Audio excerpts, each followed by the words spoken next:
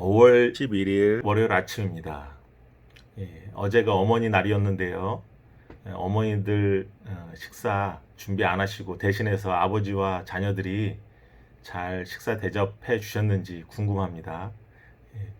어머니의 희생과 사랑이 있어서 우리가 하나님의 무한한 사랑을 조금이라도 짐작하고 깨달을 수 있어서 참 감사드립니다. 어머니의 사랑이 없었으면 우리가 하나님의 그 무한하신 그 사랑을 어떻게 이해했을까 그렇게 생각합니다. 잠깐 기도하고 시작하겠습니다. 하나님 아버지 감사합니다. 저희에게 어머니들을 주시고 그 어머니의 희생과 그 사랑을 통해 하나님의 사랑을 깨닫게 해주시니 감사합니다. 저희가 나이가 들어서 어머니의 사랑을 깨닫는 철부지이지만 깨달은 지금이라도 우리 어머니와 아버지를 위해서 감사하고 고마워하고 효도하는 저희가 다 될 수 있도록 인도하여 주시옵소서. 오늘 부모님과 그 부모님을 주신 하나님 앞에 더 감사하는 하루를 살 줄로 믿사옵고 이 모든 말씀 예수 그리스도 이름으로 기도하옵나이다. 아멘. 다니엘 9장. 메대 족속 아하수에로의 아들 다리우스가 바벨로니아 나라의 왕이 된 첫 해, 곧 그가 통치한 첫 해에 나 다니엘은 거룩한 책들을 공부하면서 주님께서 예레미야 예언자에게 하신 말씀, 곧 예루살렘이 70년 동안 황폐한 상태로 있을 것을 생각하여 보았다. 응답을 들으려고 나는 금식을 하면서 베옷을 걸치고 재를 깔고 앉아서 하나님께 기도를 드리면서 간구하였다. 나는 주 나의 하나님께 기도하면서 백성의 죄를 고백하고 아뢰었다. 위대하시고 두려우신 주 하나님, 하나님을 사랑하며 하나님의 계명을 지키는 사람들에게 언약과 인자를 베푸시는 하나님, 우리가 죄를 짓고 잘못을 저질렀습니다. 악한 일을 저지르며 반역하며 주님의 계명과 명령을 떠나서 살았습니다. 우리는 주님의 종 예언자들이 주님의 이름으로 우리의 왕과 지도자와 조상과 모든 백성에게 말하는 것을 듣지 않았습니다. 주님께서는 언제나 의로우십니다. 그러나 우리는 오늘처럼 낯뜨거운 수치를 당합니다. 유다에 사는 사람이나 예루살렘에 사는 주민이나 가까운 데나 먼데 곧 이스라엘 사람으로서 흩어져 사는 사람이 주님께서 쫓아내신 그 모든 땅에서 수치를 당하고 있습니다. 이것은 그들이 주님께 죄를 지었기 때문입니다. 주님, 우리와 우리의 왕과 지도자와 조상이 낯뜨거운 수치를 당한 것은 우리가 주님께 죄를 지었기 때문입니다. 주 우리 하나님은 우리를 긍휼히 여겨주시고 용서하여 주셨으나 우리는 하나님께 반역하였습니다. 우리가 우리 주 하나님께 순종하지도 않고 하나님의 종 예언자들을 시키셔서 우리에게 말씀하여 주신 율법도 따르지 않았습니다. 참으로 온 이스라엘이 주님께 순종하지 않고 주님의 율법을 어기고 벗어났으므로 하나님의 종 모세의 율법에 기록된 벌과 저주가 우리에게 내렸습니다. 이것은 우리가 주님께 죄를 지었기 때문입니다. 주님은 우리에게 큰 재앙을 내리셔서 우리와 우리를 다스리는 통치자들에게 하신 말씀들을 이루셨습니다. 예루살렘에 내린 것과 같은 재앙은 하늘 아래 그 어느 곳에서도 없던 것입니다. 모세의 율법에 기록된 대로 이 모든 재앙이 우리에게 미쳤습니다. 그런데 아직도 우리는 죄의 길에서 돌아서지 않았습니다. 하나님의 진리를 따라 살지 않았습니다. 이렇게 우리는 주 우리 하나님께 은혜를 구하려 하지 않습니다. 주님께서 재앙을 간직해 두셨다가 우리에게 미치게 하신 것은 주 우리 하나님이 하시는 모든 일은 의로우신데 우리가 말씀에 순종하지 않은 까닭입니다. 강한 손으로 주님의 백성을 이집트 땅에서 인도하여 내시고 오늘과 같은 명성을 얻으신 주 우리 하나님, 우리가 죄를 짓고 악한 일을 저질렀습니다. 주님께서 지난날에 우리를 구하여 주셨으니 이제 주님의 성 예루살렘, 곧 주님의 거룩한 산으로부터 주님의 분노를 떠나게 해주십시오. 우리의 죄와 우리 조상의 죄악 때문에 예루살렘과 주님의 백성이 우리 주위에 있는 민족들에게 멸시를 받습니다. 우리의 하나님, 이제 주님의 종의 기도와 간구를 들어주십시오. 무너진 주님의 성전을 복구하여 주십시오. 성전을 복구하셔서 주님만이 하나님이시라는 것을 모두가 알게 해 주십시오. 나의 하나님, 귀를 기울이시고 들어주십시오. 눈을 크게 뜨시고 우리가 황폐해진 것과 주님의 이름을 빛내던 이 도성의 고통을 굽어 보아 주십시오. 우리가 이렇게 주님께 간구하는 것은 우리가 잘나서가 아니고 주님께서 자비하시기 때문입니다. 주님, 들어주십시오. 주님, 용서하여 주십시오. 주님께서 들어주시고 이루어 주십시오. 나의 하나님, 만민이 주님께서 하나님이심을 알아야 하니 지체하지 마십시오. 이 도성과 이 백성이 주님의 것이기 때문입니다. 내가 아직 아뢰어 기도하면서 나의 죄와 이 백성 이스라엘의 죄를 자백하고 나의 하나님의 거룩한 산 성전을 다시 회복시켜 주시기를 주 나의 하나님께 간구할 때에, 내가 이렇게 기도드리면서 아뢰 때에 지난번에 환상에서 본 가브리엘이 내가 있는 곳으로 급히 날아왔다. 저녁 제사를 드릴 때였다. 그가 나에게 와서 설명해 주었다. 다니엘아, 내가 이제 너에게 지혜와 통찰력을 주려고 한다. 내가 간구하자마자 곧 응답이 있었다. 그 응답을 이제 내가 너에게 알려주려고 왔다. 내가 크게 사랑을 받고 있기 때문이다. 그러므로 그 말씀을 잘 생각하고 그 환상의 뜻을 깨닫도록 하여라. 하나님께서 너의 백성과 거룩한 도성에 이른 이래의 기한을 정하셨다. 이 기간이 지나가야 반역이 그치고 죄가 끝나고 속죄가 이루어지고 하나님이 영원한 의를 세우시고 환상에서 보이신 것과 예언의 말씀을 이루시고 가장 거룩한 곳에 기름을 부으며 거룩하게 구별하실 것이다. 그러므로 너는 다음과 같은 사실을 깨달아 알아야 한다. 예루살렘을 보수하고 재건하라는 말씀이 내린 때로부터 기름을 부어서 세운 왕이 오기까지는 7일해가 지나갈 것이다. 그리고 62일해 동안 예루살렘이 재건되어서 거리와 성곽이 완성될 것이나 이 기간은 괴로운 기간일 것이다. 62일해가 지난 다음에 기름을 부어서 세운 왕이 부당하게 살해되고 아무도 그의 임무를 이어받지 못할 것이다. 한 통치자의 군대가 침략해 들어와서 성읍과 성전을 파괴할 것이다. 홍수에 침몰되듯 성읍이 종말을 맞을 것이다. 피할 수 없는 전쟁이 끝까지 계속되어 성읍이 황폐하게 될 것이다. 침략하여 들어온 그 통치자는 뭇 백성과 더불어 한 이래 동안의 굳은 언약을 맺을 것이다. 그리고 한 이래의 반이 지날 때에 그 통치자는 희생제사와 예물 드리는 일을 금할 것이다.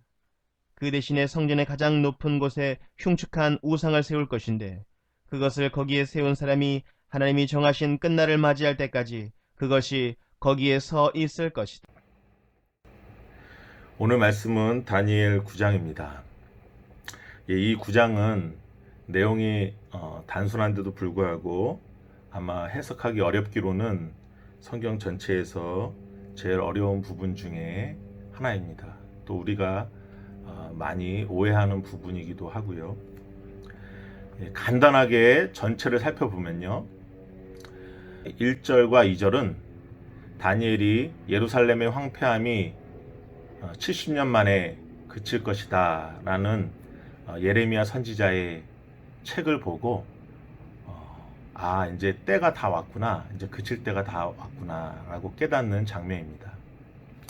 다니엘이 포로로 끌려간 것이 605년 바빌론에 포로로 끌려갔죠.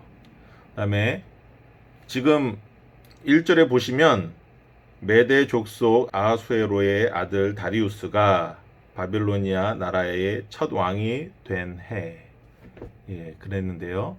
바로 539년에 바빌론이 망하고 새로운 나라가 들어섰습니다. 그래서 따지고 보면요, 이제 거의 70년이 다가왔죠. 다니엘이 예레미야 선지자의 책을 보고 이것을 깨달았습니다.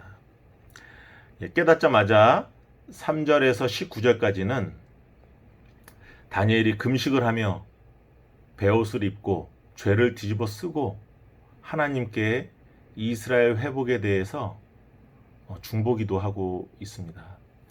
내용이 쭉 보시면 내용이 일관되어 있어요. 우리 이스라엘의 죄악으로 말미암아 의로우신 하나님을 우리가 저버리고 주님의 계명과 명령을 떠나서 주님을 반역하여 이렇게 우리가 하나님의 말씀대로 수치를 당하게 되었습니다 하면서 중보기도 하고 있습니다. 우리의 죄악으로 말미암아 이렇게 수치를 당하게 되었다고. 잠깐 보겠습니다. 12절 보시면요. 주님은 우리에게 큰 재앙을 내리셔서 우리와 우리를 다스리는 통치자들에게 하신 말씀들을 이루셨습니다. 예루살렘에 내린 것과 같은 재앙은 하늘 아래 그 어느 곳에서도 없던 것입니다. 모세의 율법에 기록된 대로 이 모든 재앙이 우리에게 미쳤습니다. 그런데 아직도 우리는 죄의 길에서 돌아서지 않았습니다. 하나님의 진리를 따라 살지 않았습니다. 이렇게 우리는 주 우리 하나님께 은혜를 구하려 하지 않았습니다. 주여, 언제까지니까 이제 예루살렘을 회복시켜 주시옵소서. 18절 뒷부분에 보면요. 이렇게 주님께 간구하는 것은 우리가 잘나서가 아니라 주님께서 자비하시기 때문입니다. 이렇게 염치 없이 회복시켜달라는 기도의 근거가 우리가 하나님 앞에 내세울 것은 하나도 없고 주님께서 자비로우시기 때문에 우리를 회복시켜 주시옵소서. 이 백성이 주님의 것임을 다시 한번 만방에 보여주시옵소서. 이렇게 하나님의 이름을 걸고 기도하고 있습니다. 마치 모세가 하나님 앞에 중보기도 한 거하고 똑같죠. 저 백성을 하나님께서 구원해내시고 바로 죽이시면 하나님의 이름이 땅에 떨어지고 다른 민족들이 뭐라고 하나님을 칭하겠습니까? 그러면서 중보기도 했는데 다니엘도 똑같이 어마어마한 중보기도를 하고 이스라엘 회복을 위해서 기도하게 되었던 것입니다. 20절에서 27절은 다니엘이 중보기도 할 때에 가브리엘이 찾아와 하나님이 정하신 일은 일에 대해서 설명을 해주고 있습니다. 70년이면 하나님이 회복해 주셔야 되는데 다시 일은 일의 기한을 정하셨다고 그러면서 설명을 해주고 있습니다. 여기서 일은 일에는 70 곱하기 7이죠. 한 일회가 일주일이니까 7일이니까. 근데 그 기간을 자세하게 나누고 있습니다. 세 부분으로 나누고 있습니다. 25절입니다. 그러므로 너는 다음과 같은 사실을 깨달아 알아야 한다. 예루살렘을 보수하고 재건하라는 말씀이 내린 때부터 기름을 부어서 세운 왕이 오기까지는 7일회가 지나갈 것이다. 7일회니까 77에 49니까 49년이 지나가고요. 그리고 62일회 동안 예루살렘이 재건되어서 거리와 성곽이 완성될 것이나 이 기간은 괴로운 기간일 것이다. 실제로 예루살렘이 완성되죠. 성전은 이미 지어졌고 그 후에 BC 5세기 중반에 이제 성벽도 재건되고 그래서 예루살렘이 재건이 됩니다. 그 다음에 26절 62일회가 지난 다음에 기름을 부어서 세운 왕이 부당하게 살해되고 아무도 그의 임무를 이어받지 못할 것이다.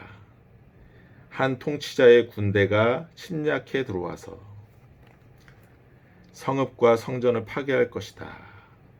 한 통치자가 나오네요.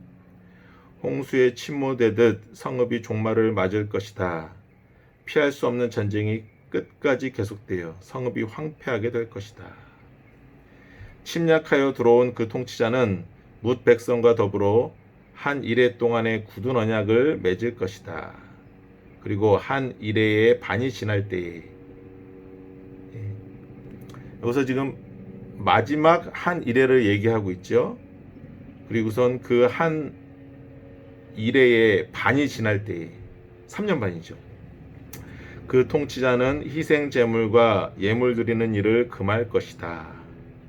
그 대신에 성전의 가장 높은 곳에 흉측한 우상을 세울 것인데 그것을 거기에 세운 사람이 하나님이 정하신 끝날을 맞이할 때까지 그것이 거기에 서 있을 것이다. 이렇게 하고 끝납니다.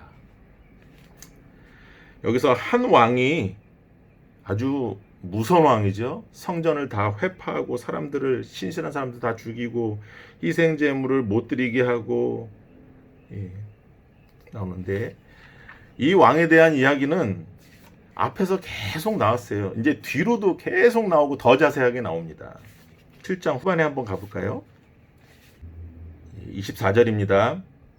그 열 뿔은 이 나라에서 일어날 열 왕이다. 그 뒤에 또 다른 왕이 일어날 것인데 그 왕은 먼저 있던 왕들과 다르고 또 전에 있던 새 왕을 굴복시킬 것이다. 이 왕이 저희 본문에서 읽었던 그 왕입니다. 그가 가장 높으신 분께 대항하여 말하며 가장 높으신 분의 성도들을 괴롭히며 정해진 때와 법을 바꾸려고 할 것이다. 막 절기를 막 바꾸고 하나님을 섬기지 못하게 하고 우상을 세우고, 성도들은 한때와 두때와 반때까지 그의 권세 아래에 놓일 것이다. 한때, 두때, 반때는요, 한때는 1년, 두때는 2년, 반때는 반년, 합하면 3년 반이죠. 이것도 3년 반이네. 그러나 하나님의 심판이 내려서 그는 권세를 빼앗기고 멸망하여 없어질 것이다. 결국은 하나님이 심판하시고 아무리 자기 권세를 자랑하고 힘으로 하나님의 백성을 억압하려고 해도 그 권세를 빼앗기고 결국은 멸망하여 없어질 것이다. 여기까지 하나님이 정하셨다는 거죠. 나라와 권세와 온 천하 열국의 위력이 가장 높으신 분의 거룩한 백성에게로 돌아갈 것이다. 거룩한 하나님 백성에게로 돌아갈 것이. 그의 나라는 영원한 나라다. 권세를 가진 모든 통치자가 그를 섬기며 복종할 것이다. 하나님 앞에 복종하죠. 모든 통치자가 하나님 앞에 무릎을 꿇죠. 그 다음에 8장에 나오는 우리 토요일날 목사님께서 해주신 그 뒷부분도 똑같은 왕에 대한 이야기가 나옵니다. 20절부터 보겠습니다. 내가 본 순양의 두 뿔은 메대와 페르시아의 왕들이다. 바사 왕들이다.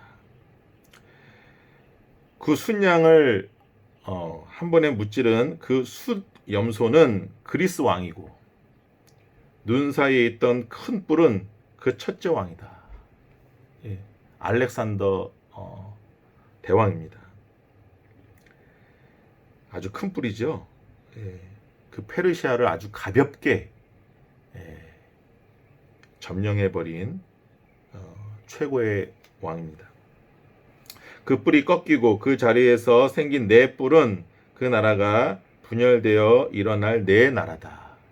알렉산더 이후에 네 나라가 생기죠. 알렉산더가 일찍 죽어서 후계자가 없어가지고 장군들이, 힘센 장군들이 경쟁하면서 네 나라를 차지하게 됩니다. 그 네 나라의 힘은 첫 번째 나라와 같지 않을 것이다. 그들의 통치가 종말에 이를 때에, 그들의 죄악이 극도에 이를 때에 뻔뻔스러운 임금, 흉계의 능숙한 임금이 일어날 것이다. 이 임금이 바로 저희 본문에서 읽었던 그 왕입니다. 그의 힘이 점점 세어질 터인데 그 힘은 제 힘이 아니다. 그가 놀라운 힘으로 파괴하고 하는 일마다 형통하며 강한 사람과 거룩한 백성을 파멸시킬 것이다. 그는 음흉하여서 매사에 속이는 데 능숙하고 마음이 방자하여서 평화롭게 사는 사람을 많이 죽이며 만왕의 왕을 대적할 것이다. 하나님을 대적하는 거죠. 그러나 사람이 손을 대지 않아도 그는 끝내 망할 것이다.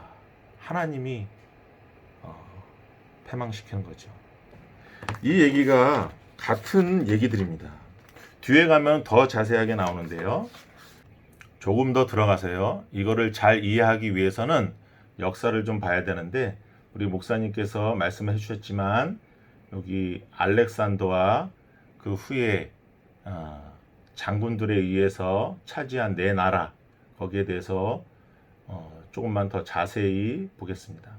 알렉산더 대왕은요, 기원전 356년에 태어나서 323년에 죽었습니다. 33살에 죽었습니다. 예수님의 나이와 같죠.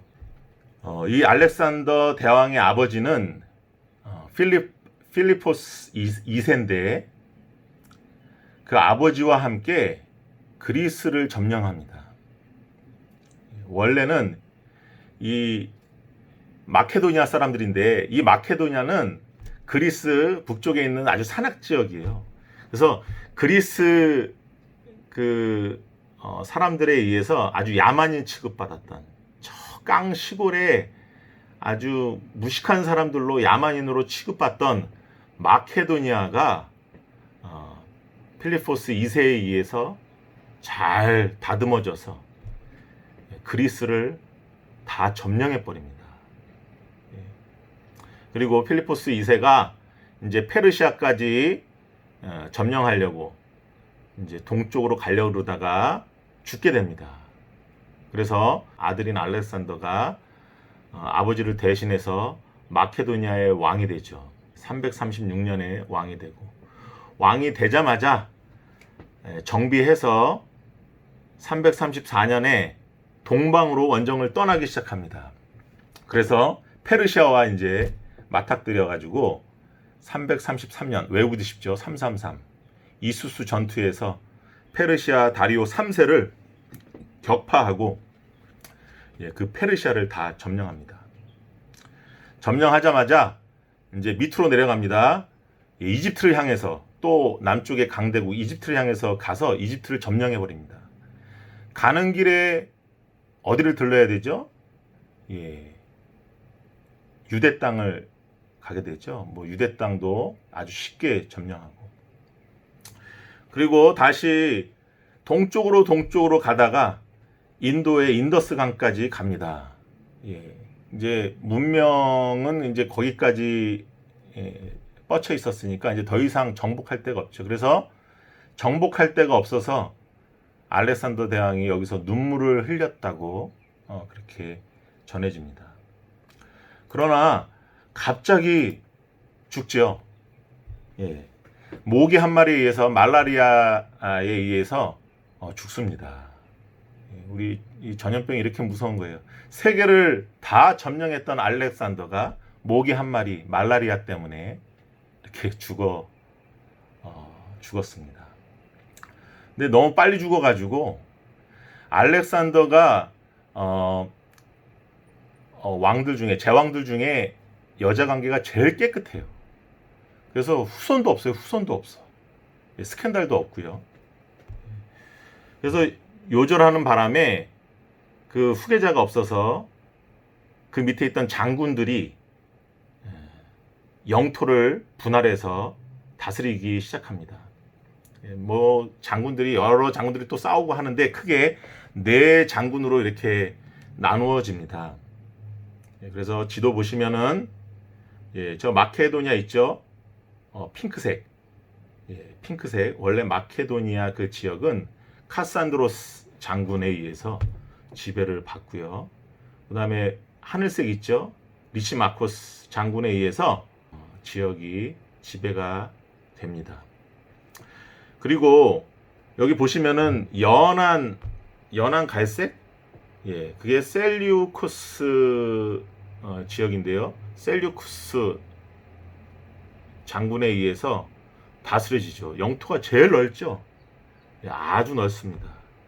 원래 바빌론이 원래 수도였는데 너무 멀다 보니까 이집트하고 저 북쪽에 있는 자기 경쟁자들을 어떻게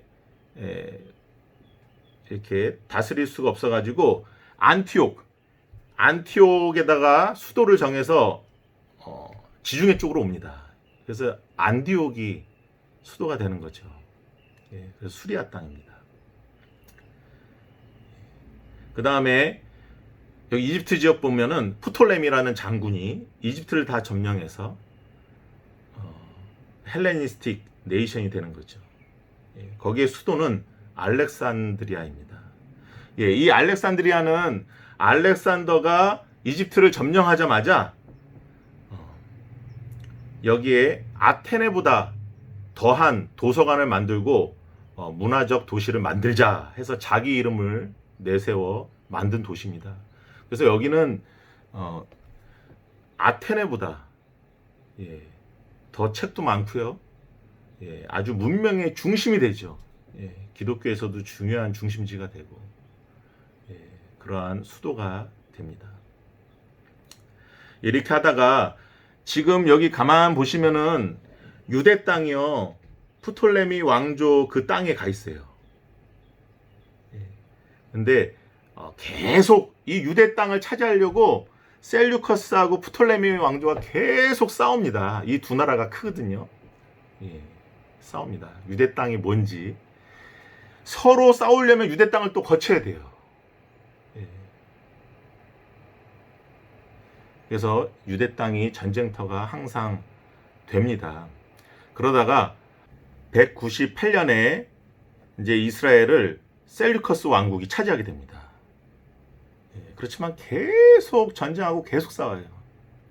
근데 기원전 175년에서 163년을 다스렸던 안티오쿠스 4세, 그 다음에 그의 고유한 이름은 에피파네스 왕이 있었습니다. 이 왕이 이름이 에피파네스인데요, 얼마나 이게 거만한 이름이냐면요, 에피파니가 그 신현현, 보이지 않는 하나님이 나타내 보이신 걸 에피파니라고 그러거든요. 자기가 제우스 신의 현현이다. 자기가 제우스 신이 육을 입고 나타난 현현이다. 그래서 자기 이름을 에피파네스라고 쳤어요. 이 사람이 프톨레마이오스 왕국하고 계속 전쟁하니까 전쟁 돈이 필요하잖아요. 그래서 유대인들에게 세금을 엄청나게 걷습니다. 그래서 반발이 심해지죠. 그리고 이 사람 때문에 합법적인 대제사장 오니오스 3세가 유배를 가고, 헬라주의자였던 그 동생 야손이 돈을 엄청나게 주고 대제사장직을 사게 됩니다. 다 엉망이 돼버렸어요. 그래서 이 반란이 일어날 기미가 보이고, 그 다음에 프톨레마이오스 그 왕조 때를 더 좋아하는 것 같아요, 유대인들이. 그래서 반란이 일어날 것 같으니까는 이제 헬라 문명을 강요하면서 유대인들을 핍박하기 시작합니다. 프톨레미와의 전쟁 후에 돌아오면서 유다가 반란기가 있다 그래가지고 이제 박살내기 시작하는데요, 4일 만에 8만 명이 죽습니다.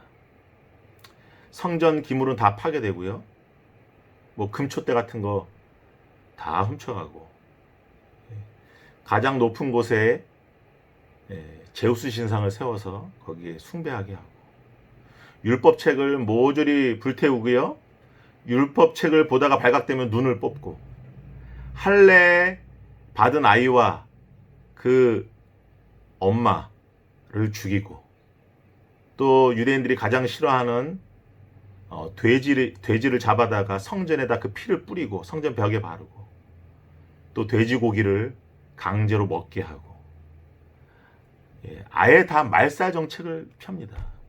이게 바로 안티오쿠스 4세 에피파네스 왕입니다. 이 이야기가 그 카톨릭 성경에 마카비서 상하로 되어 있는데 거기에 다 나와 있죠, 아주 자세하게. 그러다가 이거를 보다 못한 마카비 형제, 마따디아라는 제사장의 아들들인데 5명이 게릴라 작전으로 이 안티오쿠스 군사들을 무찌르고 164년 12월에 성전 복구를 합니다. 그러니까 이 엄청난 핍박이 167년부터 164년 12월까지 거의 한 3년 반 정도 그렇게 자행되었습니다. 그 다음에 성전을 복구한 다음에 축제를 하고 그걸 기념하는데 수전절이죠. 수전절. 한우카절입니다. 유대인들은 크리스마스가 없잖아요. 예수님 태어나신 거를 뭐 축하 안 하죠. 그 대신에 8일간 수전절 8일간 지키면서 12월 25일부터 대략 그때 8일간 지킵니다. 그래서 해피 한우카라고 서로 인사하죠. 그림 보시면 나와 있는데요. 예수님도 요한복음 10장 22절에 예루살렘의 수전절이 이르니 때는 겨울이라 하고 그때 가시죠. 원래 유대인 남자는 3번만 가거든요. 6월절, 7.7절, 수장절. 근데 이때 한우카, 이 수전절은 그 빛의 축제라 그래요. 그래서 촛대를 갖다가 불을 켜면서 그 빛의 축제인데 그렇게 아름답고 그래서 일부러 그때 가기도 합니다. 예수님이 그때 가셨네요. 바로 이러한 이야기들이 마카비서에 자세하게 나와 있습니다. 제가 이해하기 쉽게요. 여기 보시면 오늘 장과 다니엘 전체를 볼 때 뭘 얘기하는 것이냐. 핍박 속에서도 신앙을 지키자. 하나님이 곧 심판으로 세상 나라 권세를 빼앗고 멸망시키실 것이다. 하나님께서 진정한 파워를 가지고 계시기 때문에 하나님께서 그들을 멸망시키실 것이고 하나님과 하나님 나라는 영원하다. 그래서 잠깐의 핍박 속에서 너의 신앙을 저버리지 말아라. 그게 다니엘의 메시지입니다. 여기 보시면 다니엘 1장에서 6장은 이야기체로 되어 있죠. 그때 여러 이야기가 나옵니다. 다니엘과 세 친구, 우상숭배, 또 산의 진미를 거부한 거, 우상에게 드렸던 고기를 거부한 거, 또 율법대로 그렇게 살았는데 그것을 하지 말라고 하면서 사자굴에 들어갔던 얘기. 이러한 비슷한 상황이 바로 이 헬라 시대 에피파네스에 의해서 자행됐던 것입니다. 다니엘과 세 친구처럼 너희들은 신앙을 지켜라. 거의 똑같이 핍박받았죠. 먹는 거 가지고 돼지 피, 우리 한국 사람들은 선지 해장국을 잘 먹지만 유대인들에게는 돼지 먹으면 큰일 나거든요. 돼지를 먹으라고 피를 성전에다 다 바르고 제단 위에다가 제우스 신상을 세워서 경배하게 하고 율법책도 태우고 여기 태우는 거 보이시죠? 그래서 그 다니엘이 역사적으로는 거기에 포커스를 맞춰져 있어요. 그렇지만 하나님의 의가 아직 다 드러나지 않았잖아요. 완벽하게 하나님이 다 모든 세상 나라를 다 폐위시킨 건 아니잖아요. 그러면 신앙으로 핍박받는 어느 시대나 신앙으로 핍박받는 사람들에게 또한 유대인이나 신실한 크리스찬이나 하나님 아들 딸들에게 너희들도 신앙으로 끝까지 하나님을 저버리지 말고 지켜라. 다니엘서는 시대를 초월해서 그렇게 얘기하고 있는 것입니다. 제가 이해하기 쉽게 하나 더 만들었는데요. 여기 닮은 꼴이 나옵니다. Similar figures. 여기 닮은 꼴은 2개 이상이 있어야 되기 때문에 닮아야 되기 때문에 복수로 씁니다. 여기 보시면 삼각형이 있는데요. 제가 치수를 넣어놨어요. 하나는 3cm고 높이가 2고 이때는 포로 시대의 다니엘 이야기입니다. 근데 그 후에 비슷한 상황인데 강도가 좀 달라졌어요. 에피파네스 핍박 시대의 신실한 유대인들에게도 너희들도 다니엘과 같이 세 친구와 같이 신앙을 저버리지 말고 하나님을 끝까지 믿어라. 그의 나라는 영원하다. 여기 보시면은 치수가 이제 9cm가 됐는데요. 높이는 닮은 꼴이니까 다 이해되시죠? 뭐가 올지? 그래서 우리가 마지막 때가 되면 될수록 우리의 신앙도 빼앗기고 하나님의 말씀도 이제 읽지 못할 때가 올 수도 있고 이렇게 신앙의 자유를 빼앗기고 핍박이 아주 극심한 때가 올 것입니다. 예수님도 그걸 말씀하셨죠. 그래서 우리에게 또한 얘기하고 있습니다. 어느 때든지 부인하지 말고 자유가 있을 때 그 자유를 하나님 앞에 드리고 말씀 묵상하고 하나님의 자녀로 담대하게 살아가라. 감사하며 살아가라. 그걸 보여주고 있습니다. 북한은 저번에 보셨듯이 김일성 숭배가 눈앞에 이루어지고 있지만 우리는 뭡니까? 우리는 물질과 과학을 하나님보다 더 맹신할 수도 있고 또 동성애로 인해 하나님이 우리를 만드신 하나님의 창조 원리를 갖다가 다 어그러뜨리는 그것을 갖다가 다 통과시키려 하고 거기에 대해서 뭐라고 말만 하면은 이제 법에 저촉돼서 잡혀가는 그런 시대가 되었는데 이럴 때 우리가 말씀으로 돌아가고 말씀 붙잡고 우리가 살아야 되고 그 신앙을 잃지 않고 고백해야 되겠습니다. 지금이 바로 순교의 때입니다. 눈에 보이지 않지만 우리의 가치관과 우리의 신앙을 무너뜨리기 위해서 이 세상 권력과 사단은 그렇게 노력하고 있는 거예요. 그래서 다니엘 시대에도 해당되고 에피파네스 안티오쿠스 4세의 핍박 시대에도 해당되고 지금 우리에게도 해당되는데 여기서 하나님을 저버리지 말고 만왕의 왕이시고 우리를 창조하시고 우리를 하나님 나라 유업으로 받게 하신 하나님을 저버리지 말아라 하고 있습니다. 오늘도 그런 하나님을 찬양하시는 저와 여러분이 되었으면 좋겠습니다. 기도하시겠습니다. 하나님 감사합니다.